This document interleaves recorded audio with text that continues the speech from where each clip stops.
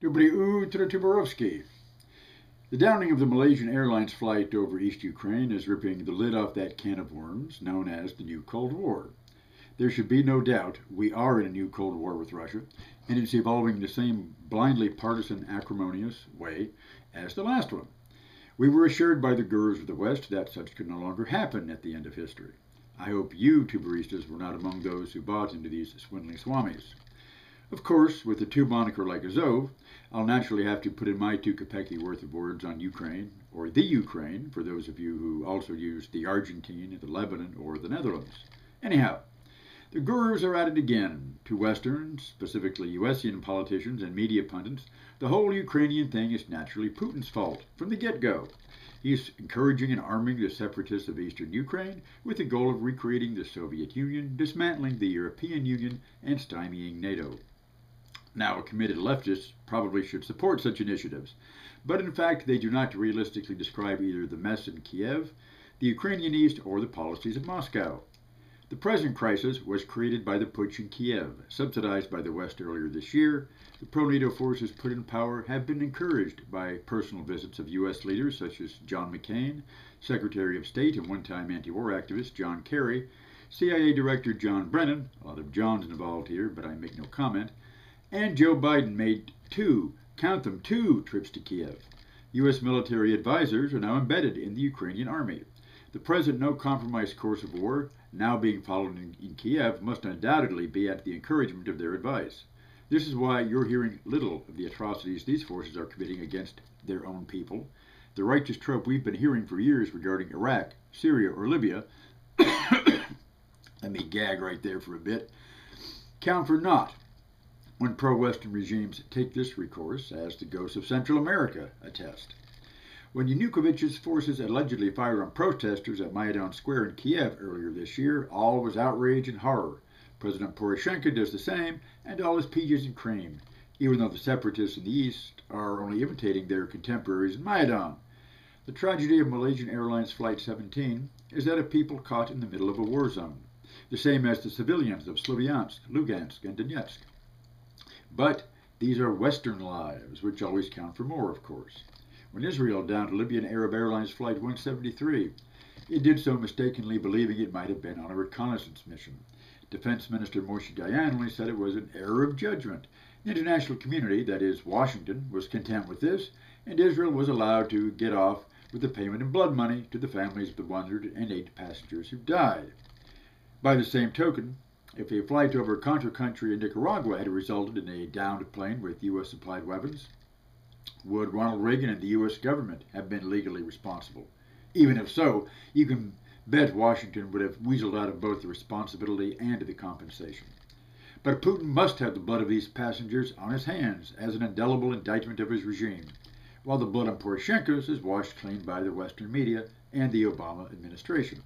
Worse, we're being told none of the allotted bloodshed is happening, or when it is mentioned, that it somehow doesn't matter, just as the veil is now drawn over the antics of Islamic terrorists in the new Libya. What's at stake here? Obviously, it's the West, not Putin, that wants it all. It wants all of Ukraine in a unified state, incorporated into NATO, that can put NATO missiles right in Russia's face. Make no mistake, that's where this game is going if it unfolds according to plan. I am firmly convinced there will be a Kievan missile crisis in the near future, as deadly as its predecessor. So I ask you pro-Ukraine folk, is this where you really want to go? Because assuredly, that's where it's headed. Ukraine is also to be integrated into the EU as an eastern colonial market zone where oligarchs like Candyman Poroshenko can make further millions on export of his commodities, and Western investors have another maquiladora employment base. And wherever the EU goes, like the Marshall Plan before it, NATO must necessarily follow to protect the investment flow. To do this, they are not above aligning with the most fascist, scrofulous political forces in Ukraine. The right sector and Svoboda groups may be minorities in membership, but they've been given positions in Kiev's military, security, and judicial departments. Their militants control local towns throughout Ukraine and are just as autonomous of Kiev as Sloviansk, Donetsk, and Lugansk tried to be. More ominously, their xenophobia is the dominant discourse of West Ukraine and is being echoed by Poroshenko as war mentality grips the country.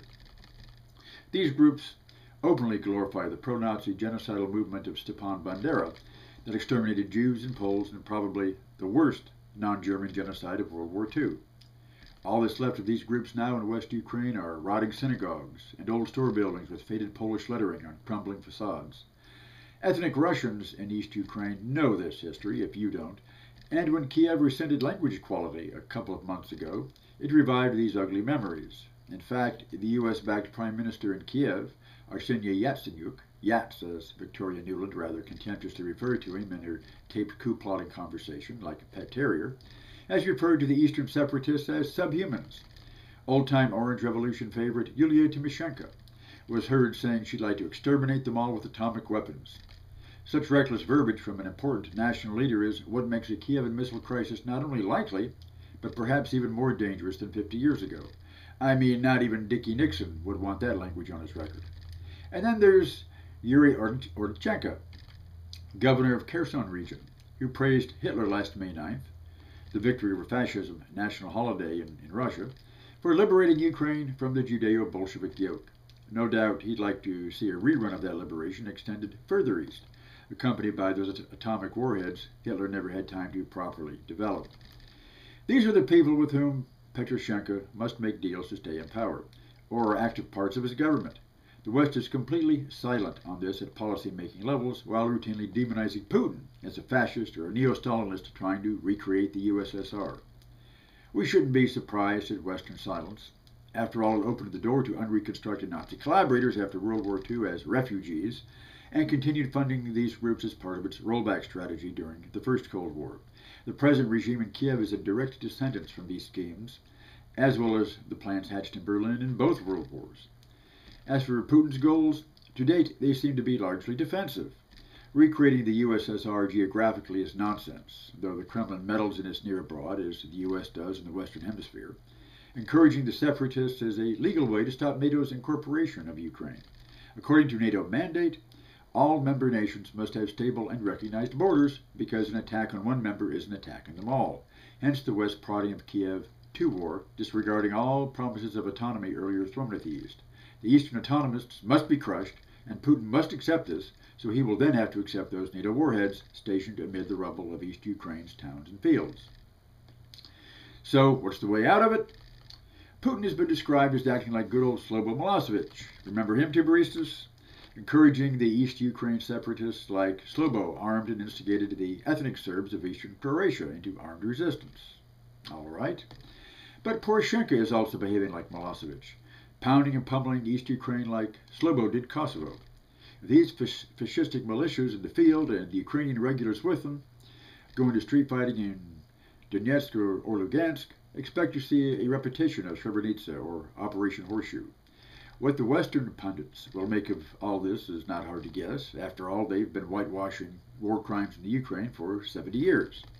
So, if this is like Yugoslavia, maybe a Yugoslav solution is in order, namely separation. Though the West had as much to do with breaking up Yugoslavia as Slobo, once the blood started flowing, there seemed to be little other option but separating the combatants to save what was left.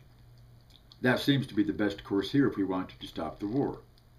Separation does not have to mean partition. It could mean autonomy, although partition was the only way Ukraine was brought back to peace after World War I, when it was divided between Poland and the USSR. Because, left to itself, Ukraine is an unstable and coveted borderland, which its Slavic name implies. But it's the West and Kiev, not Russia, not the Kremlin, not Putin, that want to continue to the bitter end, no matter how much ruin and blood is left behind. Uh-oh, the tube hotline is going off again. Hello? Who? Why, it's Stepan Bandera, national wartime hero of the Ukraine. How's that poker game in hell with Hitler and Pinochet? You were winning, but Hitler cheats? Maybe now you'll get a better hand. Do what? You want to say you're proud of your country? That it is, at last, it's free to conquer the Muscali as you always wanted. America is doing what the Kaiser and Hitler never did pull off. Well, of course, you have to back the right horse to win the stakes, Steve. Hope you don't mind the pet name. Westerns love you garlic eaters just so much they can't help it. But if you can just clean the Muscali in the West, the liberation of 1941 will be complete. Thanks for calling and clarifying all these things for us.